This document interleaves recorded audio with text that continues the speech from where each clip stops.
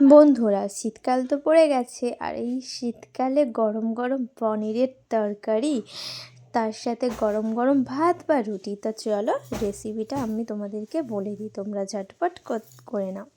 তো প্রথমেই তো এই পনিরটাকে আমি প্রথমে কেটে নেবো, স্লাইস করে কেটে তারপরে হচ্ছে কি মিডিয়াম সাইজে মানে টুকরো টুকরো করে কেটে নিয়েছি। আর এদিকে কড়াইতে আলু দিয়ে দিয়েছি, আর তার সাথে আলুতে একটু হলুদ দিয়ে দিয়েছি, দিয়ে আর আলুটা ভেজে দেবো।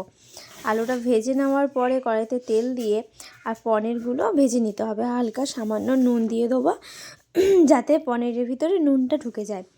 তারপরে পনিরটা হালকা হালকাভাবে আস্তে আছে ভেজে নেবো, ভালোভাবে লাল করে তুলে নেবো। আর এদিকে দেখো পেঁয়াজ কুচি, টমেটো কুচি, লঙ্কা কুচি, আদা রসুন পেস্ট, আর এদিকে আছে কাজু আর পোস্ত বাটা, আর তার সাথে সানরাইসের ধনিয়া আর জিরা পাউডার।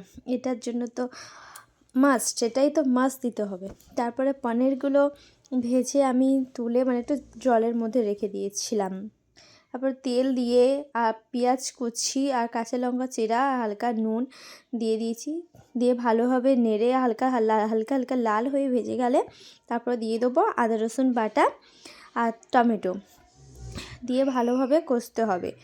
তার মধ্যে দিয়ে দেবো কাশ্মীরি লঙ্কার গুঁড়ো, তারপর দিয়ে দেবো ধনের গুঁড়ো, জিরের গুঁড়ো, দিয়ে ভালোভাবে মশলাটাকে কষে আর মধ্যে দিয়ে দেবো যে ভেজে রাখা আলু ছিল, আলুটা দিয়ে দেবো। আলুটা দেওয়ার পরে হালকাভাবে কষে নিতে হবে। যখন কষতে কষতে দেখবে তেল বার হয়ে গেছে, তখন জল দিয়ে দেবে। তো হালকাভাবে জল দিয়ে আর একটু ভালোভাবে নেড়ে অল্প পরিমাণে চিনিও দিবেন, আমি চিনিটার কথা বলতে ভুলে গেছিলাম যেহেতু। আর দেখো আস্তে আস্তে কষতে কষতে কালারটাও চলে আসবে, তারপরে জল দিয়ে দেবো। জলটা দেওয়া হয়ে গেলে বেশ খানিকক্ষণ রাখতে হবে। তারপরে যে আমি পেস্টটা করে রেখেছিলাম কাজু আর পোস্তর, ওই পেস্টটা দিয়ে দেবো।